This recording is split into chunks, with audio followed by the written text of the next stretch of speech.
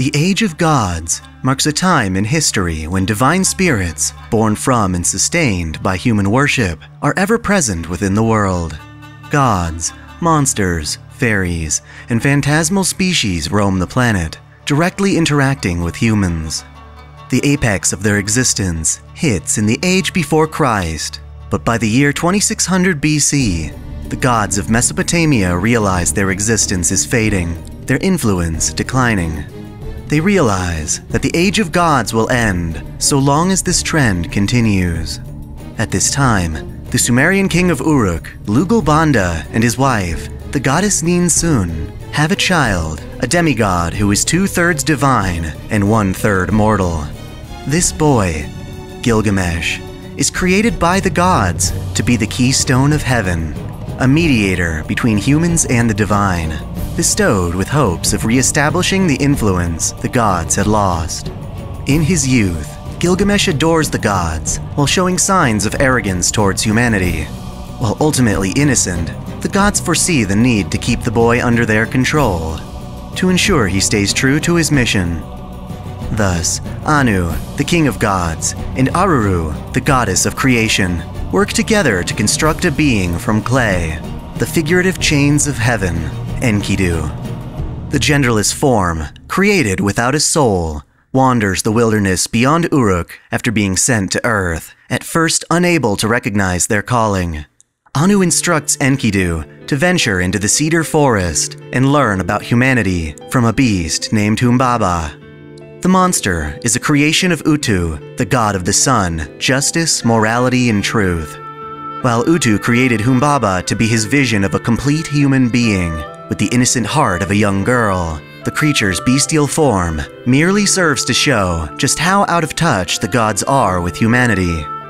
Enkidu spends time being friends with Humbaba, erecting a garden in the forest for it, and even offering it a circlet of flowers as a parting gift. Of course, Humbaba is far from human, and Enkidu only learns so much from their time together. Still lacking rational thought, Anu sends Enkidu Uruk's sacred prostitute, Shamat. At first glance, Enkidu is smitten by her beauty, and the two intimately spend 6 days and 7 nights together, sharing food and bed. Over this time, Enkidu changes into a human form, imitating Shamat's beauty. Looking at their reflection in the mirror, Enkidu acquires knowledge and rationality, the truths of heaven and earth. Speaking their name aloud for the first time, Enkidu realizes their mission of reining in Gilgamesh's arrogance. At long last, Enkidu ventures into the city and encounters Gilgamesh, expecting a tyrant, but instead finding a beloved child. The young king does not fully submit to the gods, but certainly holds them in high regard. Essentially, there is nothing to punish. Gilgamesh is benevolent and cherished by Uruk's people. As such, Enkidu resolves to wait and observe Gilgamesh grow up into a young man. However, in a complete reversal, the new Sumerian king matures into a loathsome leader. He oppresses his people, imposes levies, and relishes in worldly pleasure, while his people starve and exhaust themselves. Beyond the gifts bestowed upon him by the gods, Gilgamesh amasses an enormous treasury, filled with all the luxuries of his time, including an armory of weapons thought to be the originals and prototypes of many famous blades to emerge across history. Clearly, he believes himself not to merely be the king of Uruk, but the ruler of the earth and all its treasures. His greatest treasure is Ea, the Sword of Rupture, a divine construct which only he can possess. If he deems his opponent worthy, he can unleash Ea's true strength, Enumauu, the star of creation that split heaven and earth, a torrential whirlwind capable of tearing apart the fabric of reality. The gods themselves are surprised to see his abuse reach such extremes. Enkidu admits the need to punish the king and proceeds to challenge him outside Uruk's ziggurat. There, they fight for several days. Enkidu, who is able to change shape to avoid attacks, becomes Gilgamesh's equal in combat, forcing him to withdraw blades from his treasury via a portal, the Gate of Babylon, and launch them as projectiles. Gilgamesh is initially frustrated and humiliated at having to resort to such tactics, but soon finds himself enjoying their bout. Eventually, Enkidu's clay is depleted, and Gilgamesh's vault is empty. Left with only one chance to attack apiece, neither of them have a means of defending themselves. Bringing their fight to a standstill, Gilgamesh and Enkidu fall onto their backs and laugh boisterously towards the sky. The two gain an understanding from this prolonged bout and form an everlasting friendship. Over the following years, Gilgamesh and Enkidu adventure beyond Uruk's walls and eventually find themselves at the edge of the cedar forest, home to the violent monster Humbaba, the same creature Enkidu once befriended as a fellow beast. Now, however, Gilgamesh declares Humbaba to be an evil of the earth that they must defeat to prevent his people's starvation. While puzzled by the king's sudden consideration for his own citizens, Enkidu nonetheless agrees to assist in slaying the beast, recalling that when they first met, Humbaba let out a cry of perpetual hate and resentment for the world. For Enkidu, defeating Humbaba is an act of mercy, so the two heroes take to and end the monster after a harrowing confrontation. Regardless, Humbaba dies while still wearing the circlet Enkidu made for it, and to show their sympathy, Enkidu leaves behind a second circlet of flowers to honor the beast. After the battle, Enkidu still questions Gilgamesh's actions. Why would he, who tyrannically abuses his people, act in their favor? In a twisted way, Gilgamesh loves humanity, yearning to see them prosper over the course of time, but feels his cruelty is necessary to foster a thriving populace. He plays this tyrant's role of his own volition, appearing to loathe both gods and humans simultaneously, a choice that leaves him isolated, making his friendship with Enkidu even more special. Finally, Enkidu understands Gilgamesh's method of kingship and pledges to be his loyal tool until the end of the world. In response, Gilgamesh reprimands Enkidu, reassuring them that they're not a tool, that those who live, talk, and fight together are friends. Following his ideals, Gilgamesh becomes the wealthiest king on Earth, and Uruk surprisingly prospers from this. Enamored by his achievements, the goddess Ishtar descends upon him from the heavens, proposing marriage. Gilgamesh knows of the goddess's cruel infidelity and immediately rejects her. The spoiled Ishtar takes this as an insult, crying to her father, the god Anu, for permission to unleash Gulgulana, the bull of heaven, upon Uruk. For 7 years, the bull destroys the earth and causes Uruk's people to starve, until Gilgamesh and Enkidu are able to topple the beast with the chains of heaven. They defeat Gulgulana, saving the land from imminent flooding. Outraged at her loss, Ishtar demands that Gilgamesh and Enkidu be put to death, and in response, the gods bring punishment down upon Enkidu. Having been created by the gods, Enkidu is unable to resist as they are returned to clay, crumbling apart in Gilgamesh's arms. Devastated, Gilgamesh states that he deserves punishment, but Enkidu calms him, assuring that they were only one of many treasures in Gilgamesh's vault, and that he will surely find more worthy replacements. As Enkidu returns to the earth, Gilgamesh assures, "You do have worth. You have this worth.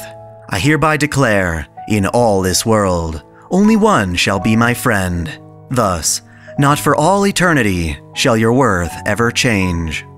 Regardless, the friends part with Gilgamesh's thunderous cry, and for the very first time, the king fears death. He who yearns to observe humanity's future feels that he must overcome his mortality to do so.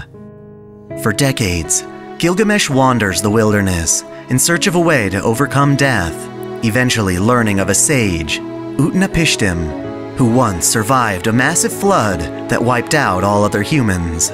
To discover how he survived, Gilgamesh ventures into the underworld and finds the sage deep within. Tragically, Gilgamesh learns that Utnapishtim overcame his mortality by tossing aside his humanity, joining the ranks of gods in the form of a plant. For the observer of humanity, This method of immortality is unacceptable. As Gilgamesh prepares to return to the surface, Utnapishtim, after having his existence rejected, tells Gilgamesh that there is another way to achieve eternal life, to consume the root of an herb that grows even deeper in the underworld, the herb of immortality.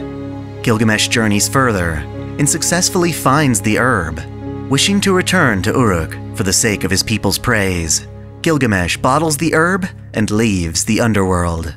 Feeling hopeful, he sets himself homeward bound, but realizes partway that he has neglected his own ragged body. To wash away his fatigue, he bathes in a nearby spring and finds peace in both body and mind, feeling what he describes as joy for the first time.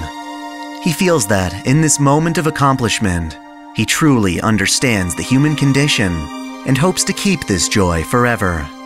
While Gilgamesh is distracted by his profound realization, a hungry snake slithers toward the herb's scent and devours it as Gilgamesh panics towards them. Before his eyes, the snake, for the very first time, sheds its skin, being reborn anew. The herb restores youth rather than grants immortality. With the prize of his decades-long search stolen from him, Gilgamesh breaks out laughing at his own foolishness. Yet, one could say he gains something much more valuable. By obtaining and losing that momentary joy, Gilgamesh realizes the nature of human experience. He learns that he doesn't have to be immortal to observe the future of humanity. He already has a glimpse of the future he can take to his grave after living and dying as a human. The sun rises as he laughs off the theft, and he finally returns to Uruk to complete his time as king. Of course, he makes another run through the underworld to fetch more of the herb, but never uses it, instead keeping it as a part of his collection. He returns prosperity to the kingdom he left in ruin. Gilgamesh's life becomes documented in the poem The Epic of Gilgamesh, which serves as the basis for all heroic tales that come after, and is recorded into the Throne of Heroes, where he can be summoned as the King of Heroes. On the other hand, his actions serve to further the divide between humans and gods, accelerating the end of the Age of Gods, causing divine spirits to transition to the reverse side of the world. In the modern era, during the Fourth Holy Grail War in Fuyuki, the mage Tokiomi Tosaka summons the arrogant king using the Earth's very first snake skin. Awakening in the modern era, Gilgamesh finds that humanity has lost its way, and that he must reclaim all the treasures of the world, including the Holy Grail. His love for human desire pairs him up with Tokiomi's disciple, Kire Kotomine, and together they betray their master and survive the Grail War. Gilgamesh is drowned in the Grail's mud, overcoming its curses by accepting humanity's evil, and is reincarnated into the modern era, giving him the chance to quell the Earth's population during the Fifth Holy Grail War. Ultimately, however, it is his own hubris that defeats him. He rejects friendship with Iskandar, the king of conquerors, out of respect for his vow to Enkidu, and persistently harasses Artoria Pendragon, hoping to make her his wife. His desire to claim her as his own overshadows his aspirations for humanity's future, and he is struck down after underestimating her abilities. The universe has many alternatives, however. In one, humanity struggles to avoid incineration by correcting historical singularities. One such singularity takes place during the Babylonian era, more specifically as Gilgamesh is making his triumphant return from the underworld. He arrives a new man, warning his people of a vision he saw in which Uruk is destroyed by demonic forces. His noble phantasm, Shah Nakba Imuru, the omniscient omnipotent star, allows him to see the future through clairvoyance. He prioritizes his abilities as a mage and a leader over his combat prowess, emptying his Gate of Babylon to fortify Uruk with a massive northern wall to protect the city from invasion. Ironically, during this testing time, Uruk's people live happily and productively, valuing their own tyrannical king, who seems to have turned over a new leaf. The kingdom is rebuilt, morale is restored, and Gilgamesh protects his kingdom by using his own holy grail to summon forth various heroes, including Merlin. The source of Uruk's downfall is the primordial goddess Tiamat and her destructive chaos tide, which births demonic beasts. To assist in her awakening, a chimera is created using Enkidu's restored corpse. While looking and even sharing the same abilities and memories as Enkidu, this chimera is a separate being called Kingu, who believes it is their job to ensure their mother, Tiamat's awakening. Kingu believes that they are the prototype for a new life form to carry on after humanity is exterminated. Sadly, this becomes an issue when Tiamat does awaken, and her demonic beasts betray Kingu, extracting their heart, which happens to be one of Solomon's grails. Despite attacking Uruk and Chaldea's party on various occasions, Kingu winds up receiving sympathy from Gilgamesh. The king grants Kingu his holy grail to use as a heart and is treated as a friend. Enkidu's memories flow through into Kingu, compelling them to help out during the fight against Tiamat.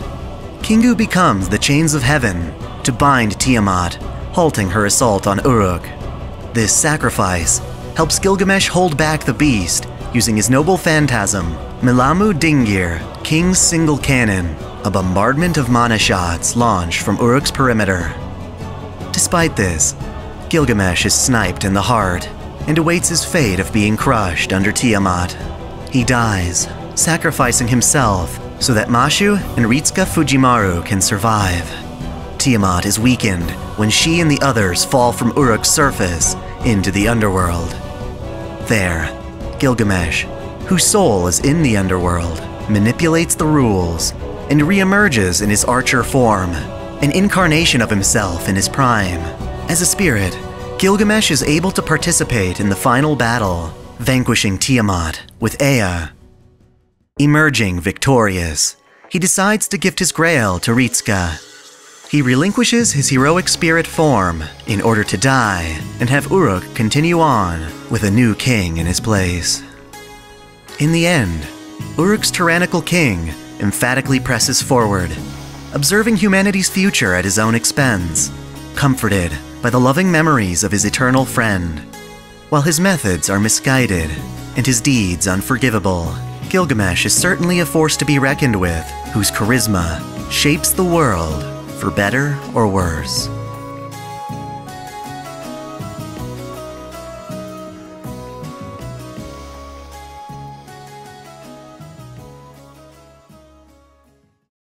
Thank you for watching this video. If you enjoyed it, please like, comment, and subscribe to OtakuDaiKun for more anime lists, reviews, discussions, lore videos, live streams, and the holy waifu wars. If you're interested in seeing this channel grow, please consider becoming a patron or donating in a super chat during any of my weekly live streams. Also, feel free to check the description for my social media profiles, including an ever-growing Discord full of fans of anime and the Fate series. Until next time, celebrate your fandom.